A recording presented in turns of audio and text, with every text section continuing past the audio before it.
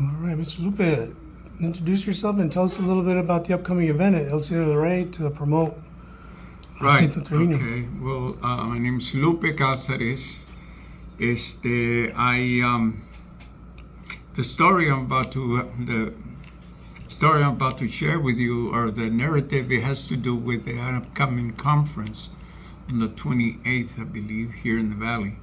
Well, this is the part of what's going to happen, or they're gearing up for a general conference, and as I understand it, and this is one of the events that's going to happen prior to the conference, and this is highlighting Colegio Jacinto Trevino, and I was invited to speak. I was referred by Dr. Villarreal from the University of Texas. Because of the committee, Viva el Colegio Jacinto Trevino committee that we have here in Mercedes, Texas. And I think we can be essential. You know, the Colegio Jacinto Trevino that was founded in 1970, 69, 70, here in Mercedes. As far as I'm concerned, you know, being one of the founders, being one of the individuals that was present at the conference where the idea of the colegio emerged. That's the conference that happened in La Lomita in '69, December, I believe, of '69. That's when I first, as a participant of the conference, being part of Mayo, Mexican American Youth Organization. That's the first time that I heard the idea, the concept of Colegio Jacinto Trevino, taking the place of some of the people that had been involved with walkouts and overall educational reform. And someone mentioned the idea about, you know, why not a Chicano college? And that's the first time that I remember hearing it. And I'll be honest with you, when I first heard it, I thought we may be going over our heads on wanting to start a colegio. It just seemed like something so impossible at the time. I mean, if you looked around, people that were voicing this kind of ideas, most of us were dropouts, school dropouts. I mean, we had been kicked out of public schools, and very little education among us. But there were people like Narciso Alemán and Aurelio Montemayor there who had experience in education, and they said, why not? It can be possible. There is hope.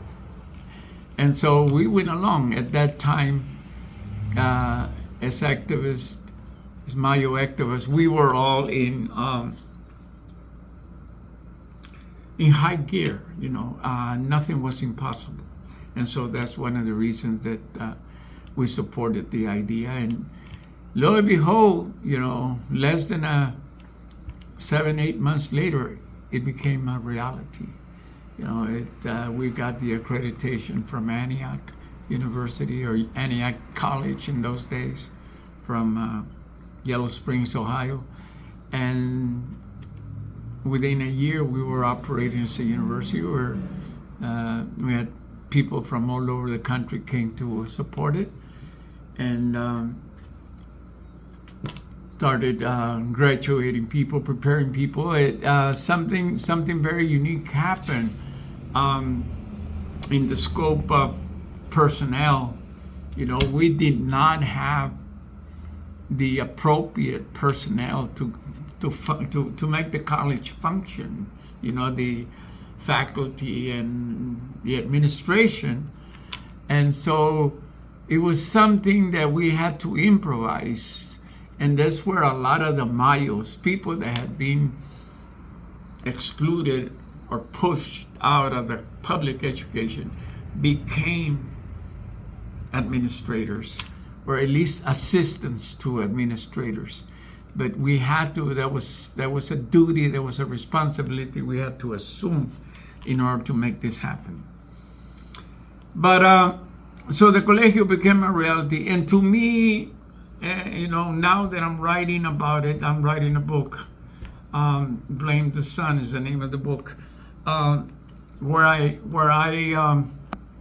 my narrative takes me from being a farm worker and not going to school, not having access to an education until the age of 14, and then being kicked out of high school 2 years later, and then me ending up in Wisconsin at the high school equivalency program, and from there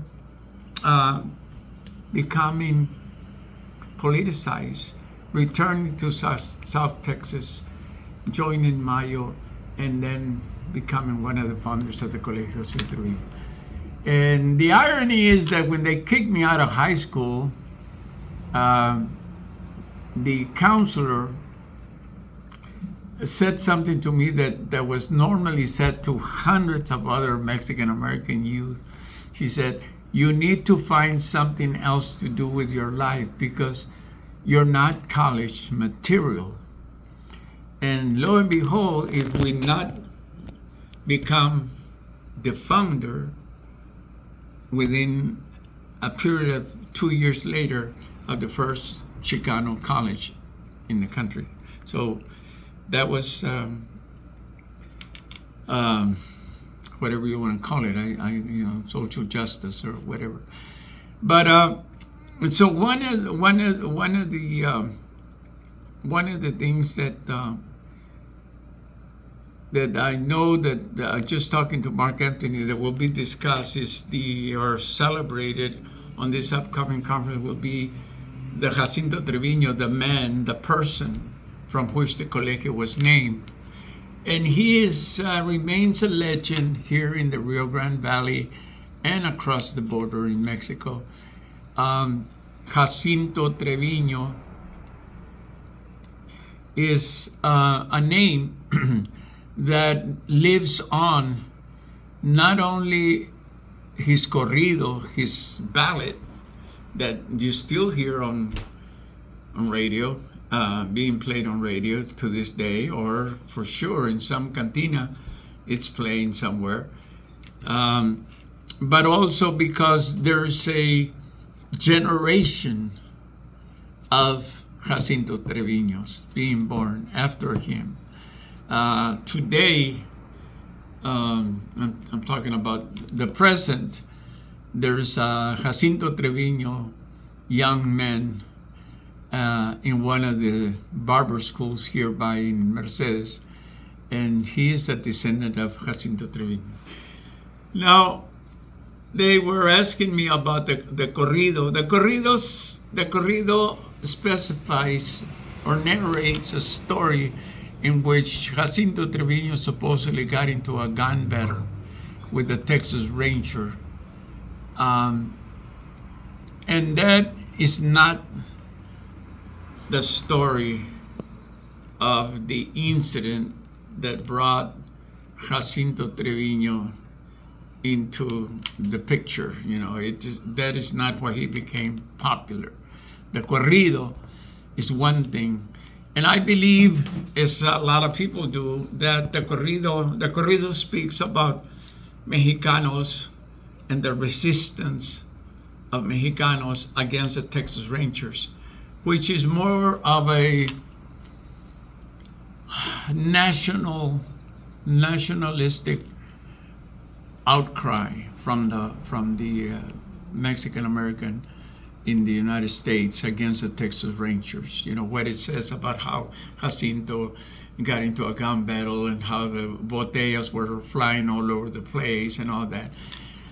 In reality, the story is very different from what I understand, because we, in those days when we founded the colegio, we went over to Mexico and met with his relatives, met with his older sister who took care of him, and she gave us an account of what happened. So in reality, the story itself is quite different from what actually the corrido says.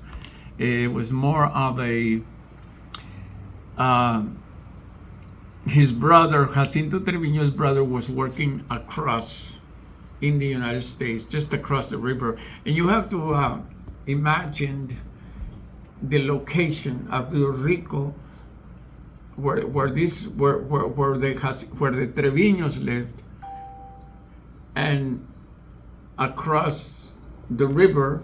In those days, it meant nothing for a person to cross from Mexico to the United States, back and forth, back and forth. There was no checkpoint. It was just crossing the river. And so this man, Jacinto Treviño's brother, was working with a farmer, and something went wrong with the tractor or some of the equipment, farm equipment that he was using, and it broke. And the farmer got very upset and beat him on the head with a pipe wrench and killed him. Jacinto Treviño comes days later, or weeks later, sometime later, comes over at night and confronts this farmer and supposedly said to the farmer, "I'm going to teach you how to kill a man with honor," and he shot him right there. So then the Texas Rangers and the police were after Jacinto Treviño, but they couldn't get him in Mexico. They would go into Mexico and nobody would give them information where Jacinto lived. The people supported him, and they hid him from the authorities. They protected him from the authorities. So anyway, a cousin of his sold out to the Texas Rangers, and he set Jacinto Treviño up to come across with some sort of lie. I don't know what it was that he said he should come over to the American side, and there he was going to be ambushed by Texas Rangers. Somehow he got wind of it before he stepped into the ambush and shot his way out again. Now I don't recall exactly if anybody died on that, but I know he shot his own cousin for sure, and he escaped. From what I understand, Jacinto Treviño went on to join the revolution in Mexico, and he became involved with the military in Mexico. That's what I understand. So that's something that we hope to clarify, and that's not to diminish the gallantry, the brave acts of a man who fought for justice. In those days, there was no justice for us, for Mexican Americans. They slaughtered us. Texas Rangers would hang us for any given reason. And he decided to bring justice to his brother, do justice to his brother, and Mexican Americans at that time championed his cause. That's my version. You want to speak about the event? The event. To invite people. Yeah, we hope you can join us. I think it'll be a very important event where we're highlighting history, where we're highlighting the resistance of Mexican Americans in the Rio Grande Valley. This will be an opportunity for Mexican Americans to get to know a little bit about their history here in the Rio Grande Valley, and in general, how we struggle and the resistance that has existed until now to fight for justice, equality, specifically for you students, for education. Jacinto Treviño is a symbol of that. The Colegio is a symbol of our struggle. So we hope you come to the event.